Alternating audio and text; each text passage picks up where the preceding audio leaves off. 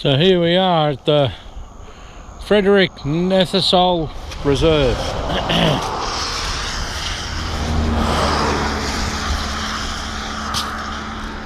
So there's very little flower on this material only a very short time ago, and just this little bit of rain for about 2 or 3 days has seen it explode in blossom. Look at all the stuff down there, all the weeds all through it. All the wild tobacco. This is a public reserve, and this is the standard of care on the side of the road, being fed water. Look at all the wild tobacco down through that. As far as you can see down through there, it's all wild tobacco. Down through a gum tree project down in the back down here, where they're growing gum trees for koalas. It's all just full of lantana. It's only a young plantation, you know, probably about 10 years old, I would say.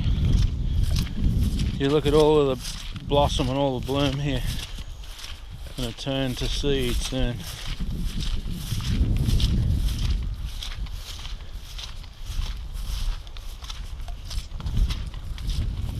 All of it way down the back there. It just keeps continuing all the way up the road. 20 and 30 foot deep down there. All across the road, that's the koala gum tree thing over there. All overgrown. They come up with good ideas and then they don't follow anything at all up. It's just like they go for the opinion, and then they just give up on it once they got it in there, and they say, oh well, we did something. That's the end of it. There's no follow-up to, you know, keep these plants growing, keep things moving on.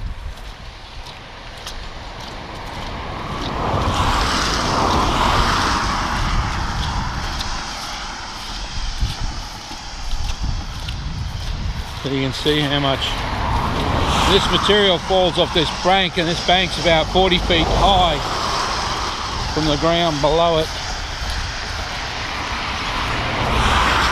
So none of this embankment is stable anymore because this garbage has been allowed to propagate here and suppress and kill off everything else.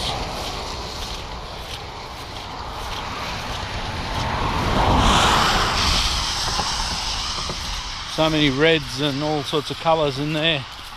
Some of the most poisonous of the lantana growing down in the bottom down there.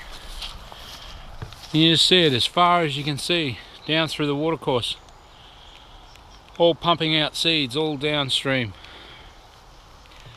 Just terrible.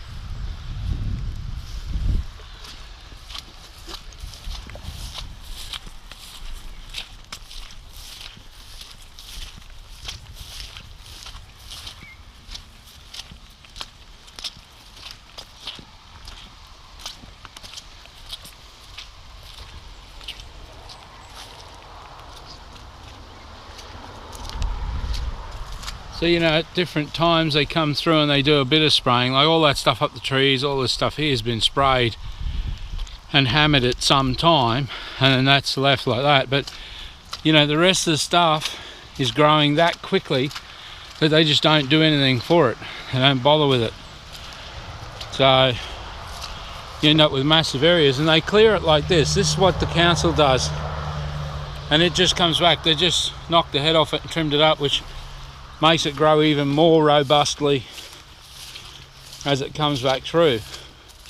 They've done nothing of any value in it, and it's cost money, and it wouldn't have actually cost bugger all more, if any more. Probably at their rates of operation we would have done a better job quicker, that it would have been done properly.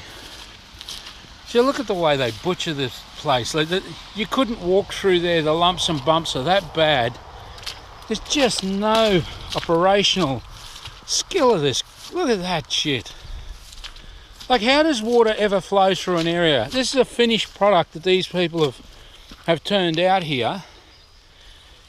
You know, you break your leg walking through that stuff. Look at the size of these lumps and bumps all through the whole area. And that's the sum total of their operational skill set, or their care factor, one of the two. You take your pick which one you prefer. So not poisoned, okay? There's about there's at least 6 different weeds in that lot of stuff over there. Poisoned.